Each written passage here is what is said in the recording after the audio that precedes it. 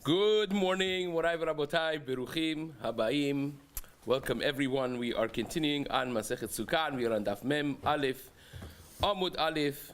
We started the words of the Mishnah in the middle of the Amud. Today's Amud is being learned as a Zchut Refuah Shelma for Rachel Simcha bat Nahid, for Michael ben Nahid, for Rachel bat Edna, for Esther Bracha bat Chaya, for Abraham Jamshid ben Tajgol, that should all have Refuah Shelema Be'ezrat Hashem betoch shar cholei Amud Yisrael. Amen.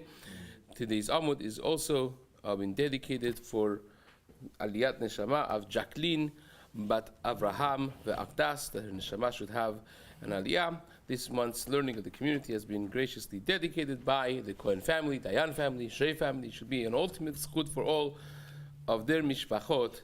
Amen. So we started a fantastic concept of Chadash ve'Yashan Korban HaOmer. The Mishnah says, Barishona ya lulav nital b'mikdash shiva u'b'medina yom echad. In the beginning, the lulav would be taken in the area of the Mikdash 7 days, and by the rest of the country outside of the place of the Mikdash was only 1 day. Now we learned that this is obviously from the Psukim, that it says Ulkachtem lachem beyom harishon, that you're taking it beyom harishon. That is the entirety of the country. And then it says Usmachtem lifnei Hashem elokechem shivat yamim. When you're lifnei Hashem, the place of the Mikdash will be 7 days.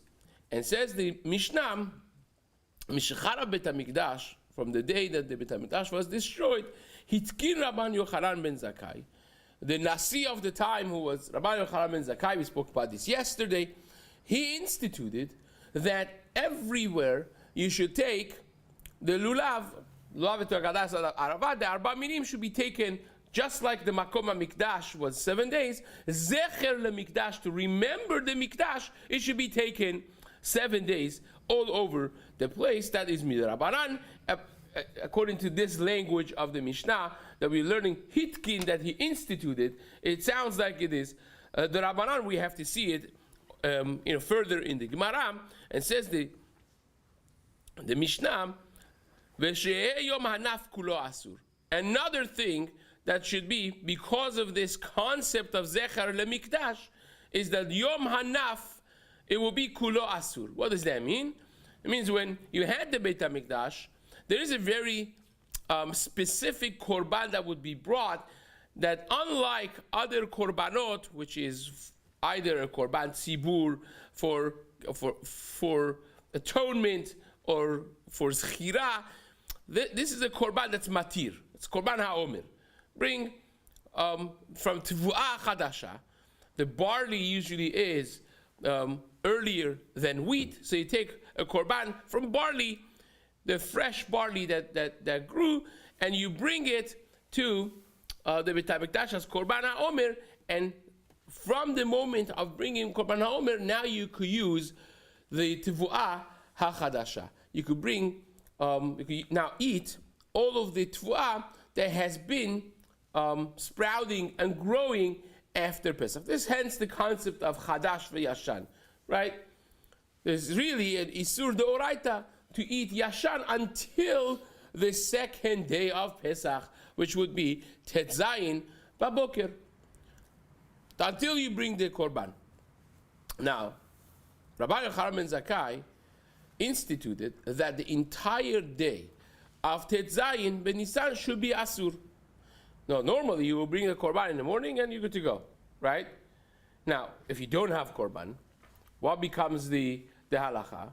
That's something that we have to see in the Gemara, because the psukim that discuss this, it says, "Velechem vekali vekarmel lo tochelu ad etzem hayom hazeh."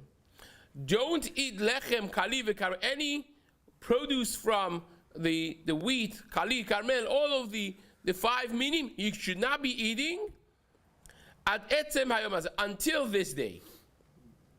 And then the pasuk continues, the same pasuk. Ad haviachem et korban elokechem chukat olam ledorotechem bechol moshevotechem. until you bring the korban for Hashem, referring to korban haomer. So one is ad etzem hayom hazeh, and the other one is ad aviachem et korban elokechem. So it sounds like if you have the korban haomer, it's until you bring the korban haomer. If you don't have the korban haomer, then it's ad etzem hayom hazeh, which means until it becomes the day of. So morning already of Tetzayin, when it's Alot HaShachar, when the day starts, then Ha'ir Pnei HaMizrach, however you slice that, that would be the heter you could already eat from Chadash. Now, Rabban Yochanan ben Zakkai, he instituted that no, that day you should not be eating Chadash. You have to wait until the night. The whole day you cannot eat until tomorrow. So now we have to understand why exactly that is. Says the Gemara, first and foremost, this whole concept of Zecher LeMikdash, that you have to remember the Mikdash, what is exactly this concept? Now, we find this in many aspects of our lives, that we have to remember the Mikdash. Now, there are sugyas that have other reasons attached to it as well. For instance, there is a sugya at the end of Masechet Succah, Daf Memchet and Memtet, of having musical instruments, which is really linked to the Gemara in Masechet Sanhedrin as well. Having musical instruments and shir, because not because necessarily of the Beit HaMikdash being destroyed, but because Sanhedrin were not as effective as they used to be when the Sanhedrin actually was there with the Beit HaMikdash and they could enforce laws. They would be on top of places of drinking and music to keep it in check, that the drinking and music should not get out of hand. And when you don't have a proper judicial system, you certainly don't have a proper policing power to enforce laws that can easily get out of hand if it's mutter. So therefore, there is that aspect. But then there is the Gemara in Masechet Gitin, Daf Vav and Daf Zayin. There the Gemara discusses that perhaps singing and musical instruments, it will be a problem the way Rambam understands that Gemara. Right? We understand there is Tosafot and other Rishonim, but the way Rambam understands that Gemara is Zecher LeMikdash. We want to remember Beit HaMikdash, and therefore we just don't play music. There's a whole question. There is actually a discrepancy in Rambam between his tshuvot and between Yad HaChazakah. Maybe even Shira B'Peh will be a problem. Maybe even singing without musical instruments. But halachically speaking, what the Shulchan Aruch codifies the halacha in Siman Tav Kuf Zamech is that musical instruments is a problem, and Shulchan Aruch says it because the Beit HaMikdash is destroyed. We have to remember it. Why else? Well, every house you build, when you build your house, you open the door, you come in, there's an amma al amma, a large square right in front of your entrance that you don't fix. You just come in and you see the guts of the house, like the bricks without the nice plaster and paint on top of it, and you bump into this imperfection every time you come in to remember that HaKadosh Baruch Hu's house is now built. Right? Chatan gets married, you have ashes there, right? The crown, the crowns of Chatan and Kala is taken away, right? You have a big Suda, a whole Amma empty in the middle of the table. It has to be like a clear, glaring thing. You come in, it's imperfect, right? A woman wears a set of jewelry, one of them is missing, right? Every single aspect of our life is affected. Of course, music probably nowadays is one of the biggest ones. Now, we have a lot of ways around it, but there are still pious Jews that they keep onto this, and they're not reliant on any of the, so to speak, kulas, the leniencies of this. Everyone should discuss it with their local Moreh Hora'ah, what the Hanhaga should be for them. But it's a whole siman in Shulchan Aruch of remembering Beit HaMikdash. We live with this, right? By the way, once we're at it, I'll say something which is important. The Rambam writes when speaking about awaiting Mashiach, He says, when he describes that one of the 13 principles of faith is the belief in Mashiach, right? Yeah, that Mashiach is going to come. HaKadosh Baruch Hu did not just abandon his world. This is a process, and we're going to have a Geula Atida. Mashiach is going to come. This is one of the 13 principles. Rambam holds that if you don't believe in one of the 13 principles of faith, you forfeit your Olam Haba. That's a very debatable thing.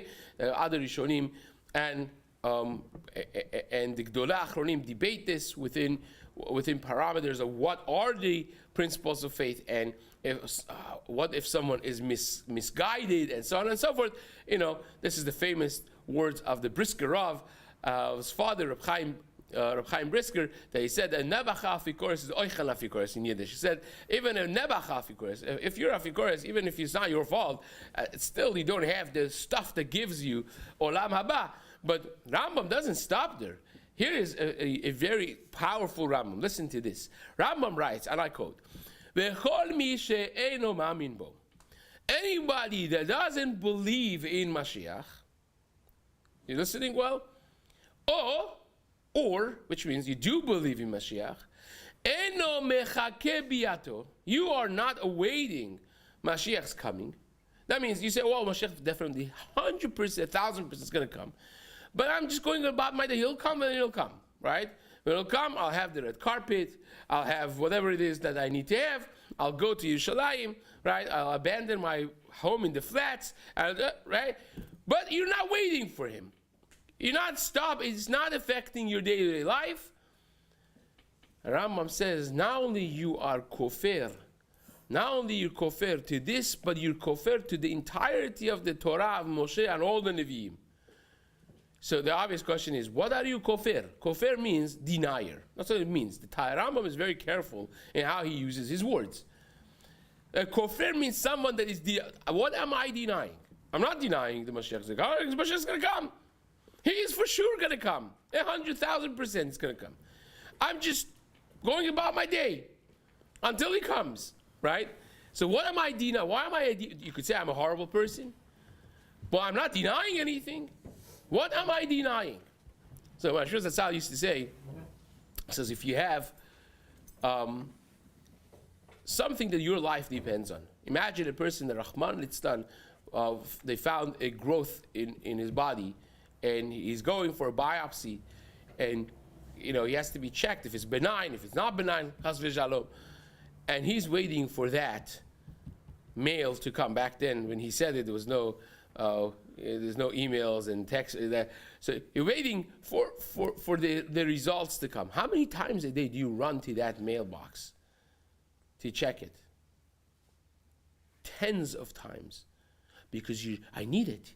My life depends on it, right? A person that really believes that his life will be changed by the result of something, if you really would believe in it, you would be checking on it and awaiting its coming every single moment of the day. You will go through your life with this thought as the backdrop of your mind.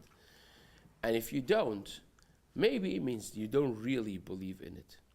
Maybe you don't really believe in it. You're a kofir, says the Rambam. That's a powerful, powerful, powerful thing about the Biat Mashiach, the coming of Mashiach. But nevertheless, this is the Zecher LeMikdash, this concept. We live with it in every aspect of that. The Gemara says, where do I know that I have to be thinking about Yerushalayim and Beit HaMikdash so much? Where do you get that? It's a nice thing, but do I have a pasuk? Do I have a source in Tanakh for this? How do I know that we have to make a Zecher LeMikdash? Right? You got destroyed. Chazak Baruch. Let's go adapt to the new thing until Mashiach comes. By the way, hashkafically speaking, we're not even touching on the hashkafic aspects of this. This is what keeps the Tisha B'Av is what keeps the Jews safe in Galut. In some sense, the most important day of the year, because the Zecher LeMikdash, the fact that we are Gerim here, we don't belong here.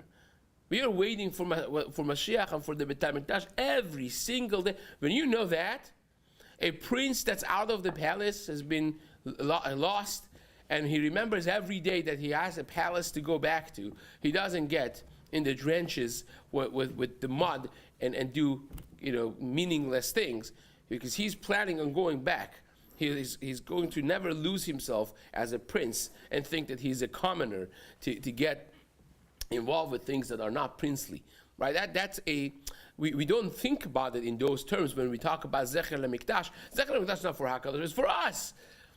For us to remember and to live that type of a life, realizing that we can't forget we are princes. We can't forget that we are a Mamlechet Kohanim, the Goy Kadosh. We are a nation of priests and a holy people. So says the Gemara, we actually have a pasuk. Listen to this. Because the pasuk says, this is HaKadosh Baruch Hu speaking to Knesset Israel, Hashem talking to us, and says this again, the time that Klal Yisrael has been completely let down, basically, and everything is going wrong. It's pasuk in Yirmiyahu, and Hashem is conversing with us. He says, Ki ale arucha lach, I am going to heal your bruises, your wounds. Umi makotay cherpaech, I will heal you from all of your sickness. Neum Hashem, says Hashem, Ki nidacha karu lach, they called you, pushed away, casted away. Tzioni doresh enla. The simple meaning of the pasuk in Yirmiyahu is that Hashem says to us, their people say that Tzion doresh enla. No one cares about Yerushalayim. No one cares about the Jewish people, because that's how it has become. But they don't realize that out of all the nations, you are the one that I'm going to stick out for. You're the one that I'm going to heal his wounds. You're the one that I'm going to care to heal them from all their sicknesses, right? People think Sion Doresh Enla, that Sion doesn't have a Doresh. No one is seeking out Sion, but I will. This is so beautiful, because the drasha of the Gemara, when it says Sion Doresh Enla, which is really embedded in it, that HaKadosh Baruch Hu never leaves us. The drasha of it is, listen to this. Ki nidacha karu lach Sion hi doresh enla, doresh enla. When the pasuk says Sion doesn't have a doresh michlal de bayit risha. You see from here that Sion needs to be nidrash. Yerushalayim, the Mikdash, needs to be remembered, needs to be on our mind constantly. So it's really such a beautiful thing. Like Gemara says, Masechet Brachot, Atem asitem chativa achat. HaKadosh Baruch Hu tells us, you made me one in the world. So, because we say, Shema Yisrael Hashem Elokeinu Hashem Echad, it says, I will make you a chativa achat. As the pasuk says, Umi, Goy, it says, Umi Kamcha, it said, Goy Echad Ba'aretz. We say, Shema Yisrael Hashem Elokeinu Hashem Echad. Hashem is one. Hashem says, oh, Goy Echad Ba'aretz, the only nation, the one nation in the world. It's the mirror image of our relationship with each other. And here is another example of that. HaKadosh Baruch Hu says, I will never forget Yerushalayim and the Jewish people, the inhabitants of the rightful inhabitants of Eretz of Yerushalayim. And we say, Sion Dirisha Bai. That even if we have been for 2,000 years outside of Yerushalayim, we are remembering Yerushalayim every single day. The miklal the bai dirisha. We need to seek out Yerushalayim. We need to seek to remember the Beit HaMikdash, the good days of the HaKadosh Baruch Hu dwelling in Tzion. So therefore, we remember it. Okay, fine, that's beautiful. Now, what are the practical aspects of this? The Yom Hanaf Kulo Asur, this takara that Rabban Yochanan ben Zakkai made, that the day of Tet Zayin, the second day of Pesach, should be completely, the 16th day, should be completely Asur from eating Chadash. So what is exactly that? My Tama. Why it should be Asur? Why? Now, we mentioned that the backdrop of this Gemara, the next few lines, next about 10 lines, is that when the pasuk speaks about eating chadash, there are two elements in the pasuk that we recognize. The pasuk speaks that ulkachtem lachem bayom harishon Velechem v'kali v'karmel lo tochlu ad etzem hayom hazeh. Don't eat lechem v'kali, because the grains, the new grains, don't eat until etzem hayom hazeh, until this day, which indicates when? Se'ira mizrach, the morning you can already eat, right, of the second day of Pesach. And then it says, Ad aviachem et korban elokechem, until you bring korban omer. So which one is it? So says the Gemara. So we explained that it means when you have Beit HaMikdash, you wait until Korban Omer. When you don't have Beit HaMikdash, the morning already, Heir HaMizrach, already is matir, you could eat the Tvu'ah Chadasha, you could eat Chadash. So says the Gemara, My Tama, Me'era Ibanei HaMikdash, because soon, Be'ezrat Hashem, Beit HaMikdash is going to be built. Ve'yomru eshtakad mi lo achalu be'er HaMizrach, and people are used to eating Chadash in the morning of Tet Zayin, right? Because there's no Beit HaMikdash, it's mutar in the morning. So they wake up in the morning, they make a fresh bread from Tvu'ah Hadasha. Gewaldig, right? And then, after a number of years, Beit HaMikdash got to be built, and they wake up in the morning, they're used to doing what? Bringing Chadash in the morning. They don't realize that the reason last year you did it from the morning was because there was no Korban HaOmer. But this year, there's going to be Korban HaOmer. You have to wait until Korban HaOmer is brought. You can't just do it early morning by Alot HaShachar or Heir HaMizrach. Hashtanami lechul, they're going to come to eat it even now that the Beit HaMikdash is built. Ve'inhu lo yad'i, and they would not recognize, realize the ishtakat lo hava Beit HaMikdash. The last year that we ate is because there was no Beit HaMikdash.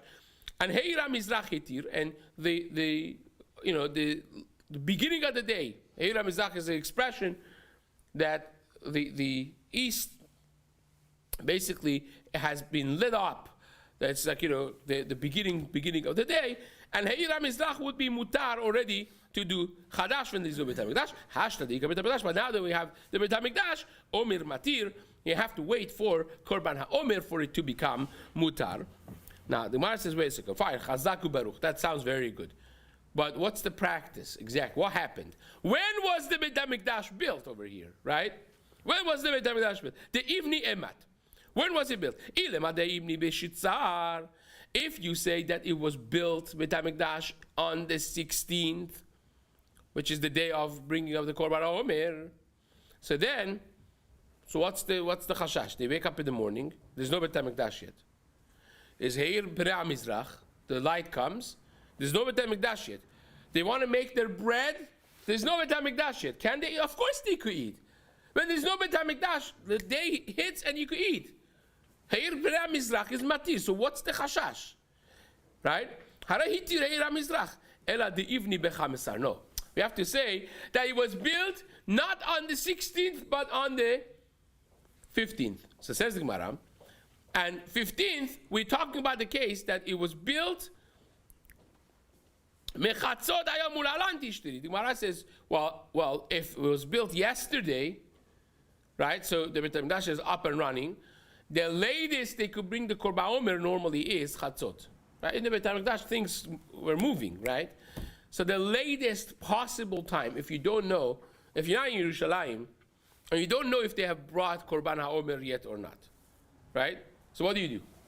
What's the normal halacha? The normal halacha is you wait for Chatzot. Once it's midday, you see the sun is in the middle, you could eat. Because for sure they brought Korban Omer. So says the Gemara, why do you have to make it Asur until the night? Right? Because what was the Takana of Rabban Gamliel? Sheyom Hanav Kulo Asur. The entire day of Tet Zayin is Asur. Why do you have to make the whole day Asur? The maximum day could be delayed is Chatzot. That's a normal thing we know. If you have the Beit HaMikdash, it will never be later than Chatzot. So if you're not in Yerushalayim to know if they have brought it or not, you're in one of the Gvulin, you can wait until Chatzot and you can have Chadash. So why answer the Chadash until the nightfall? Says the Gemara, no.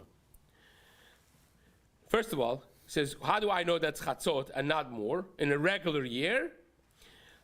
The Hatanan, because we learned the Mishnah, Harechokim mutarin mechatzot hayom. If you're far away from Yerushalayim, you don't know if they have brought Korban Omer or not, then you could eat Chadash from Chatzot hayom, from the midday, halachic midday and on, lefi she'en bedin mitaslim bo. because the Beit Din that's in charge of bringing Korban Omer, it's not going to be lazy, and it's never ever going to take more than Chatzot Hayom to bring it. Right? By midday for sure it's been brought. Now Korban Omer is a long process. You have to bring it, you have to sift it. It's a whole process. Right? But with all that process due, still is never going to be more than Chatzot Hayom. The Gemara says no. Lo tzricha the ivni belelia. You know when it was built? You know when the Beit HaMikdash was built? It was built at night. That means the night of the 16th. Right? The night before Tet Zayin. Few hours before Korban Omer has to be brought. Or the evening of the 15th. Right before Shkia, which is like an hour before the previous case. Right? Either the evening time right before the nightfall of the 15th, or right after that, which is the beginning of the night of the 16th. Right? So you have few hours left until you have to bring Korban Omer. That's a real rush, right? Says the Gemara, right before Shkiat HaChama of the 15th, and in this case, Korban Omer Beit HaMikdash was built. Now you say, oh, gee, yeah, tomorrow is Korban Omer. Let's get to work. You have to go now, find it, bring the seorim and fix it and grind it and sift it and all that. But that already could be, regular years when the Beit HaMikdash has been there and you plan 30 days before the Chag for Pesach and so on. That's when it's never going to be later than Chatzot. But if the Beit HaMikdash was just built 5 minutes ago, then it's obviously a problem. So says the Gemara, that's when you could have a problem, and technically it will become a chashash, and hence Rabban Gamliel made this gezerah of the whole. We just want to do away with this chashash. The whole day of 16th, you're not gonna have chadash. Now, one parenthesis over here that's very important is how in the world do you have Beit HaMikdash at night? It sounds like yesterday there was nothing there. You went there and the whole situation is like it is today. And tomorrow morning you wake up and there's a whole Bayit Shelishi over there, right? With the thick walls and the, Kodesh HaKodashim and the Aron and the whole 9 yards is there. How is that possible? Well, nobody woke up to understand that it's a process of building, and then you're having it in the news, a countdown of 10, 9, 8, and you could prepare already from before. How's that? And Rashi over here actually speaks about this. Again, talks about the fact that Beit HaMikdash is not going to be built at night, right? All of these things in the Rashi in the bottom of the Amud, he discusses this, right? Vikashya, reading in the middle of Rashi. Vikashya de Beleli Aynon Ivne, that in at nights, Beit HaMikdash is not going to be built. The Kaimalan B'Shvuot, because the Gemara says in Daf Tetvav, Amud Bet in Masechet Shvuot, the En Binyan Beit HaMikdash B'Layla, right? They can't have it at night. Dichtiv B'Yom Hakim, it says B'Yom Hakim, V'lo B'Chamisar Shehu Yom Tov, and he can't also build it on Yom Tov. But that's not going to be built on Yom Tov either. So the morning, the Gemara is saying right now here that that's going to be built when? On the evening time of the 15th of Nisan. Guess what the evening of the 15th of Nisan is? First day of Pesach. Yeah. It's Yom Tov. So we have two problems here. It's first of all night, and then it's also Yom Tov. So either you're saying at night of the 16th, which is night, or the evening of the 15th, which is Yom Tov. So however you slice this, you can't build the Beit HaMikdash then, right? The Kaimalan B'Shvuot, because that's also in the Gemara, in that same Gemara in Daf Tetvav in Masechet Shvuot, the Ein Binyan Beit HaMikdash Doche Yom Tov. You can't be Doche Yom Tov or Shabbat for building of the Beit HaMikdash. So it says, this is an explosive Rashi. Listen to this. Hanemili Binyana Banui Bidei Adam. That is when you have to build the Beit HaMikdash yourself. Laying bricks and putting it together. That is restricted. Aval Mikdash Ha'atid, the third Beit HaMikdash, She'anu Metzapin, that we are waiting, it's coming. This is tucked away in Daf Mem Aleph, Amud Aleph, of Masechet Sukkah. Some fantastic words of Rashi. Banui umeshuchlalu. It's already built and sophisticatedly put together.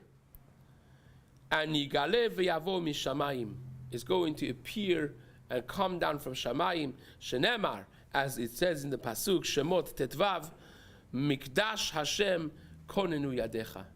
HaKadosh Baruch Hu's Mikdash Hashem, your hands are going to prepare. Right? So this is a very, very debated Rashi. A lot of rate has been written on this. To begin with, this stands in contrast with the words of the Rambam in the end of Hilchot Melachim Perek Yud Bet. The Rambam writes there that one of the three tasks of Mashiach, how do you know someone is or was Mashiach or not? You look at if they did the tasks of Mashiach. What are the tasks of Mashiach? It has to be Lochem Milchemet Hashem. He has to fight, to battle wars of Hashem against the enemies of HaKadosh Baruch Hu, and he's Mekabes Nitchei Israel. He brings all the Jewish exiles to Yerushalayim, Uboneh Bet HaMikdash, and he builds the Bet HaMikdash. Right? Is one of the three. The third and the final task of Mashiach is that. And Rambam writes, if someone came and didn't do this three, you know that they were not Mashiach, right?